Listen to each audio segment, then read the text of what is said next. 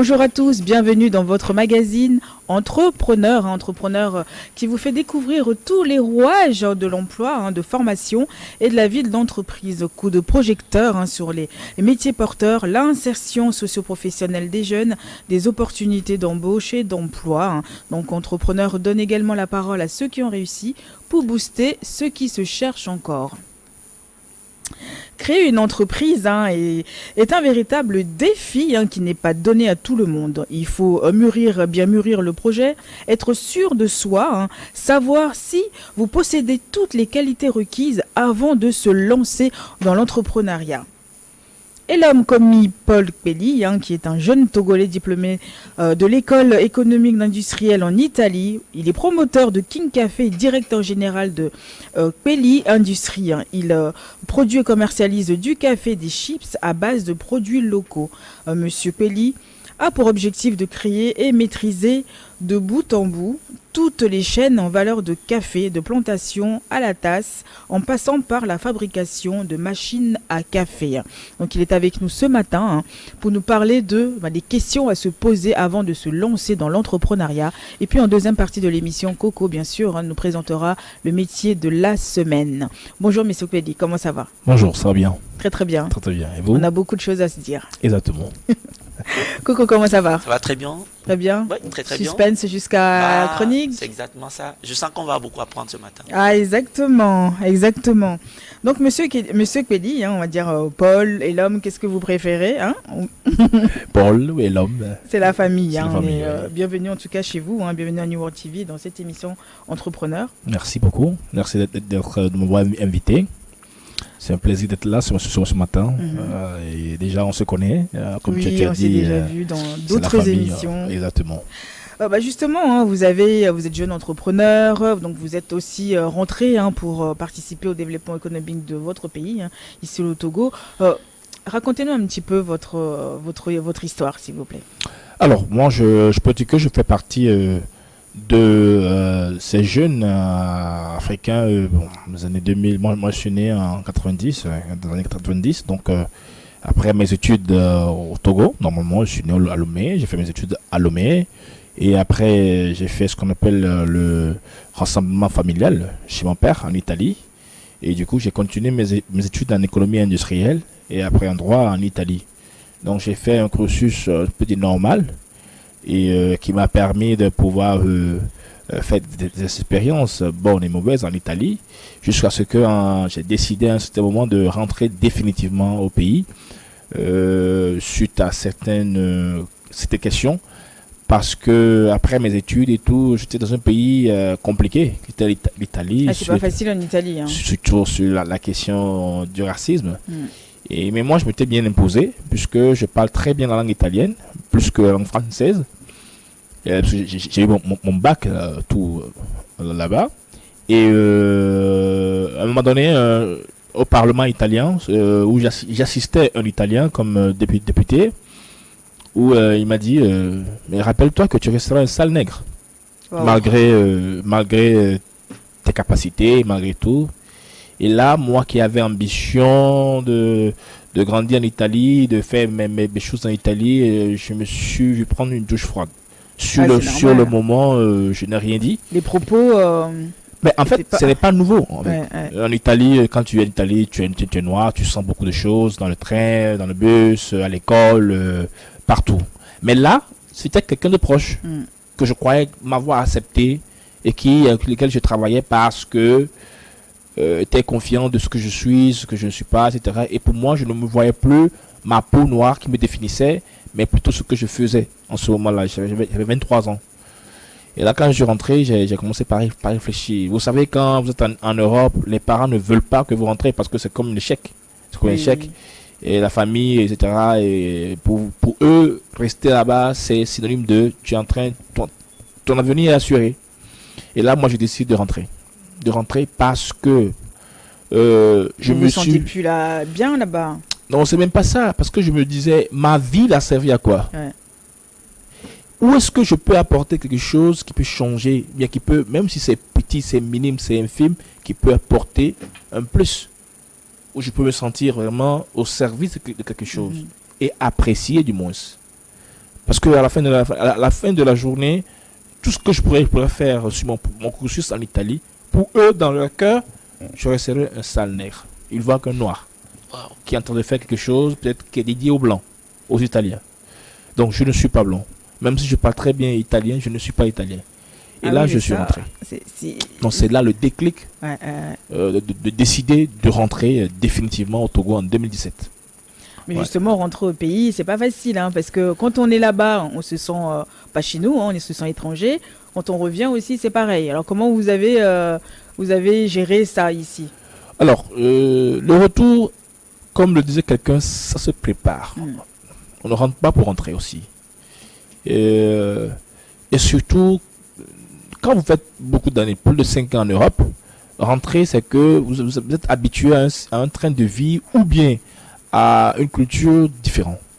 Et quand vous rentrez, vous avez l'impression vous voulez attendre les mêmes qualités sociales ou bien environnementales autour de vous. Mais vous êtes oublié qu'ici n'est pas la France ou n'est pas l'Italie. Oui. Mais c'est le Togo. Donc, il y a une douche froide qu'on ne s'attend pas. C'est celui de se remettre dans le bain, en fait. Et généralement, tout le monde, et moi-même j'ai fait l'erreur là, on se croit encore de faire les choses à la manière européenne et non togolaise. Et là qu'on prend les premiers coups. Et on se voit dépaysé. Ah oui, c'est ça, parce qu'ils se disent, mais il vient d'où lui? Mais c'est comme ça qu'on a appris à fonctionner en Europe. C'est comme ça que j'ai étudié en Europe. C'est comme ça que ça fonctionne. Et là, je Togo, pourquoi les gens nous comme ici, c'est le Togo. Ils n'ont pas fait le même parcours, ça se passe pas comme là. Les écoles, le timing, c'est pas la même chose. Et là, et aussi dans les affaires, c'est pas la même chose. Et là, il faut avoir vraiment une grande qualité d'humilité pour se réintégrer. Donc c'est comme si tu viens encore à l'étranger chez toi pour réapprendre les mœurs, les manières, pour pouvoir vraiment te réinstaller et réintroduire dans le tissu social et économique du pays. C'est pas facile. Hein? C'est pas du tout facile. C'est comme si tu réapprends à nouveau à vivre. Et c'est pas facile du tout. C'est pas facile. Vous avez créé votre première entreprise, Kelly Center. Exactement. En 2017, justement, un pressing à kilo. Donc, justement, comment ça s'est passé? C'est la création d'entreprise. Hein. Vous venez d'étranger. Vous vous lancez dans l'entrepreneuriat. Déjà, c'est compliqué sur le terrain. Mais comment ça s'est passé? Alors, déjà, moi, en rentrant, j'avais une idée claire que les choses... Parce que, vous savez, en Europe... les Africains, on prend le plaisir d'analyser les faits en Afrique, ce qui ne marche pas, ce qui peut marcher, pourquoi l'Afrique est en retard. Et pour moi, je me suis dit que c'est seulement en transformant, bien en créant de la richesse, que l'Afrique pourra vraiment aller prendre son envol. Donc pour moi, c'était rentrer, trouver des problèmes que je peux solutionner. Et je n'avais pas une idée claire, je n'étais pas entrepreneur. J'avais fait des formations à la Chambre de commerce de Milan, mais bon, je n'avais pas fait mes preuves. Certes, j'avais créé aussi une société en Italie qui n'a pas du tout marché. Mais je suis rentré, j'ai vu qu'il y avait un besoin, un pressing que j'avais et que tout le monde avait parce que se laver les habits était devenu très cher. Et là, j'ai dit, pourquoi ne pas le faire au kilo? Je me suis lancé dans ça. Et ça a commencé avec toutes les difficultés du cas. Trouver le personnel, la location, le réaménagement, la communication, le ramassage des clients, les problématiques qui vont avec, etc., etc., etc. Et c'est là que j'ai commencé par... Vous savez, quand vous rentrez, vous êtes encore chaud. Ah oui. Vous venez de l'Europe, non? Les choses, vous êtes rapide, vous voulez faire les choses, et vous commencez par dépenser beaucoup d'argent sans se rendre compte. Et quand nos frères savent que lui vient de l'Europe, ce qui coûte 100 francs, on te le double, tu payes, donc, tu sais. Et c'est vers un an après que tu commences par sentir la douleur financière. Tu dis ça devient cher quand même. Cher, quand même. Compte, et là, les sous commencent par se faire rares. L'entreprise ne commence pas donner, pas cracher de l'argent. Le personnel te menace de partir à tout moment. Il veut des augmentations peut-être quand l'entreprise n'est pas encore capable même de payer le salaire déjà qu'ils prennent. Donc tu puises ailleurs. Et c'est un bain de problèmes. Un bain de problèmes de gestion. Donc je me suis confronté aussi. Justement, vous avez dit tout à l'heure que vous avez étudié un peu le terrain avant de vous lancer, donc on ne peut pas se réveiller aujourd'hui, se lever, se dire, bon, direct, je vais devenir entrepreneur, allez hop, je vais aller créer. Non, il faut se poser les bonnes questions. Mais je pense que dans toute chose, on dit qu'il veut aller loin, maintenant il s'aventure. Vous ne pouvez pas, parce qu'on parle d'entrepreneuriat, se lever un beau matin et dire, ok, j'entreprends. Vous ne pouvez même pas se lever, même si on sait qu'on va à l'école, pour aller à l'école, on se prépare. On prépare, on met son sac, on met ses cahiers, on voit quelles leçons on a dans la journée.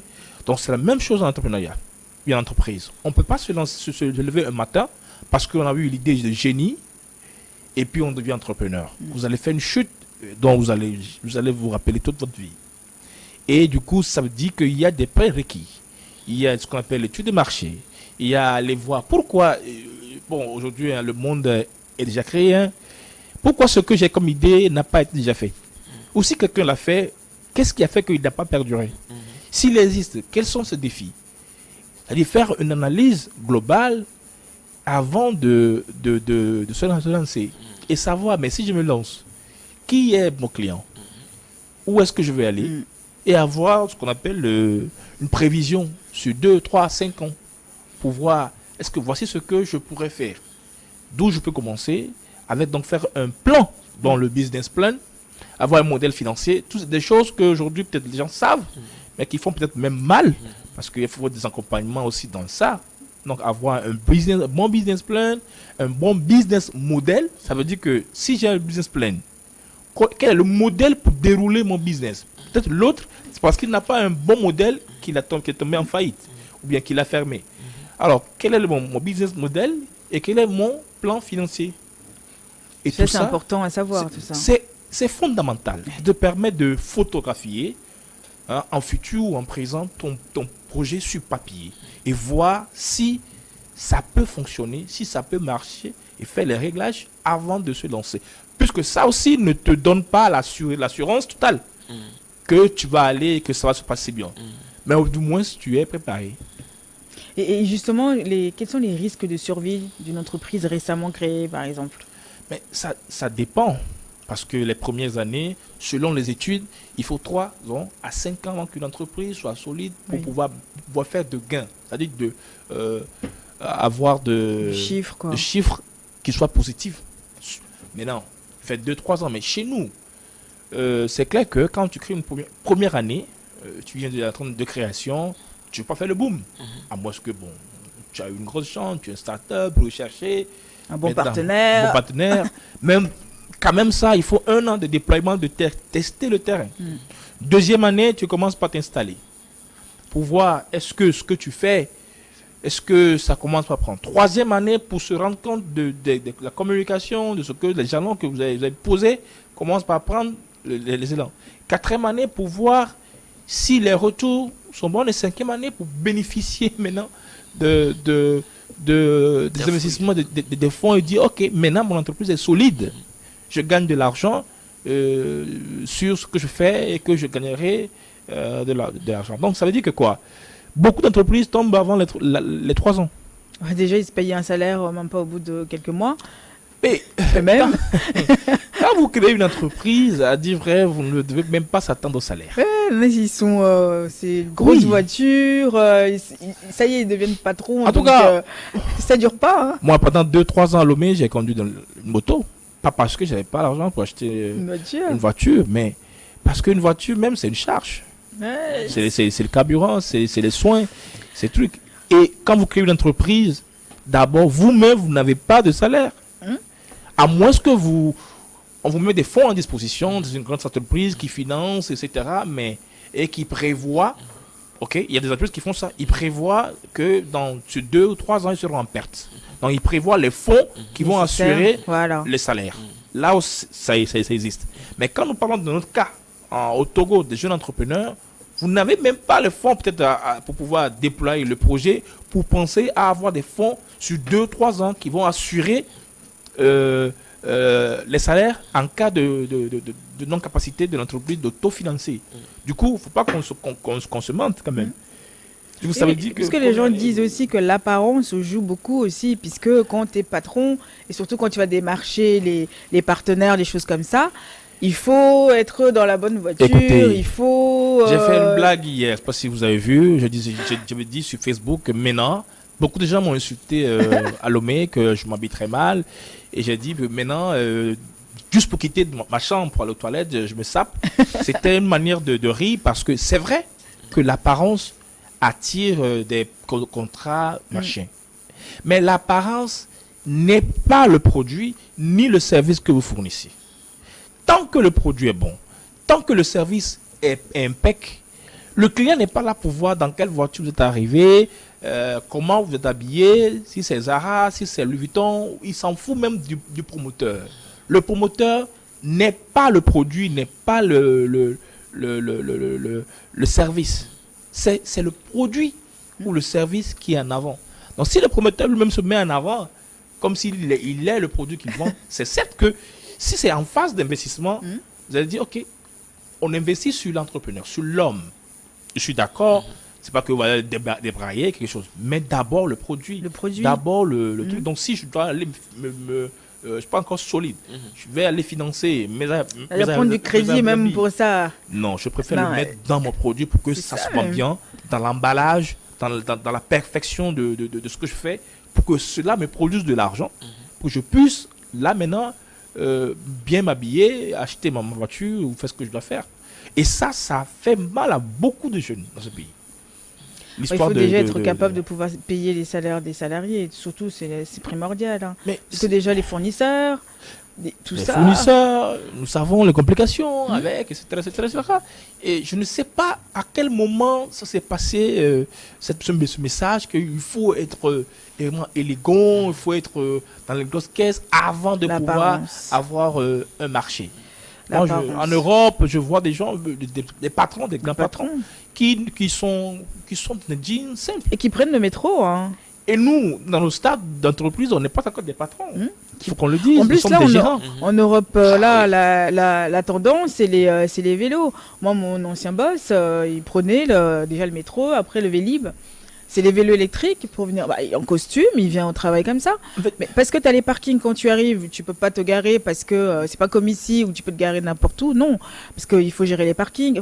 Tout ça, c'est des paramètres à voir. Il faut payer le parking, il faut payer si c'est un abonnement, tu payes au mois.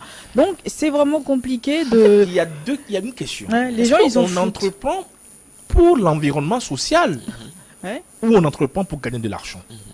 Si moi je gagne de l'argent en restant simple, je continue pas à rester simple pour gagner de l'argent. Mais si je dois entreprendre pour que mon entourage me voit que maintenant je suis aisé, mais en réalité je ne suis pas. Tu ne le suis pas du tout. Bon, ça ne sert à rien. Ça ne sert à rien. On se ment. Je vais vous raconter une petite histoire. C'était un ancien client, on était parti voir ça à Paris. Et juste pour avoir une adresse sur les Champs-Élysées. Donc il avait un mini bureau comme ça. Donc c'est-à-dire tu frôles les murs même pour aller t'asseoir.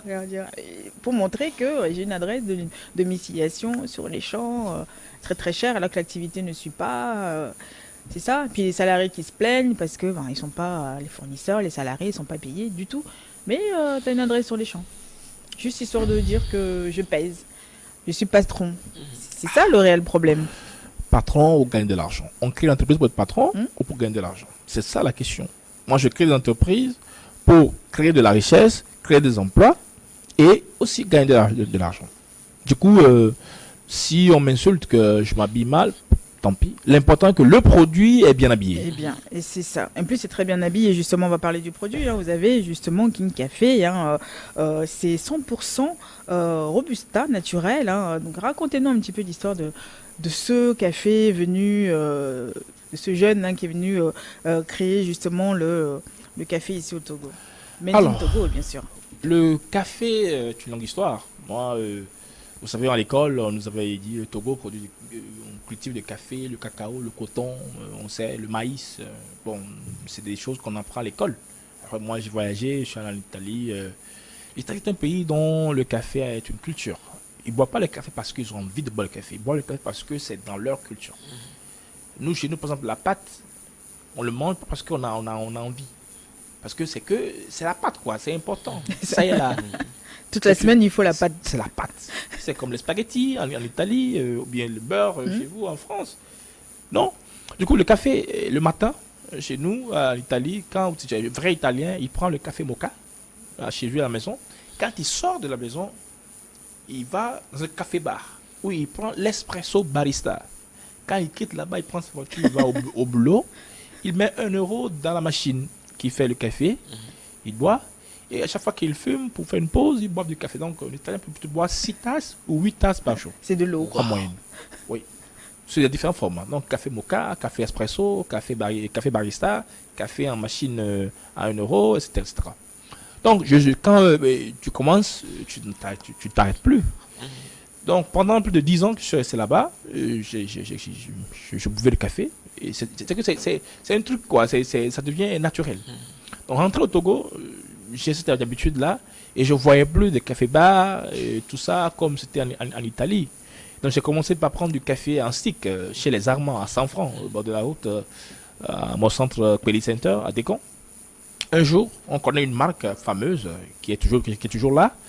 Ce jour-là, il n'y avait pas cette marque-là. Il y avait notre marque et c'était notre marque. Et j'ai vu derrière, étant curieux, Made in India. Et là, je me pose la question, comment moi, jeune entrepreneur togolais, rentré de l'Italie, je sais, pays du café, et je viens, c'est du café de l'Inde. Alors que moi, je suis rentré, je dis, mais qu'est-ce qui m'empêche? Je me rappelle que le Togo fait du café. Et le café torréfié moulu n'est pas sorcier. Pourquoi ne pas faire quelque chose dans ce genre pour moi-même? En réalité, le café part pour solutionner un problème toujours à moi. Toutes mes entreprises partent toujours à un problème de moi-même. Et là, je suis allé à Palimé, je suis allé acheter un premier café, on m'a vendu des déchets, café déchet. C'était pas le sucre que je voulais. Je suis retourné, j'ai acheté du café sain, j'ai torréfié, j'ai vu, c'est bon. Je commence pas à faire mon café mocha à la maison. Je me suis dit, mais si je ne suis pas le seul qui rentre au Togo, et donc si le café là, si c'est bon comme ça, je peux le vendre aussi aux autres. Alors dans mon centre, où il y avait le pressing, je dis, ok, je vais commencer par faire le café comme c'était à Décon. Il y a une bonne concentration des Indiamens là-bas. Je le fais, je gagne de l'argent gratos. Tant mieux. Si je fais 1000 francs par jour, sur 30 jours, ça fait 30 000. Ça peut payer quelque chose. Ou je fais plus, tant mieux. Et donc, j'ai acheté les thermos, et trucs. On a commencé comme ça. Lion King Coffee, café des Togolais. Donc, à l'époque, c'était 100% Robusta. Togolais, parce que le Togo fait que du Robusta. Il y a aussi de la Robusta, mais on est plus dans la Robusta. Et ça a commencé comme ça. C'est quoi la différence entre les deux? Alors, il y a 2 types de café. Il y a le café Robusta Canephora et le café Arabica. Arabica, c'est moins fort en caféine. Parce que le Robusta, qui est robuste, est plus fort en caféine. Donc, le Togo fait du Robusta, mais un bon Robusta par rapport au Robusta d'autres pays. Un très bon Robusta. Il y a une histoire là-dessus. Notre Robusta s'appelle Robusta Niayuli. Et du coup, j'ai commencé par torréfier le café, ainsi de suite. Je vais juste vous couper un instant, on va marquer un temps de pause, on revient juste après le journal. Restez avec nous.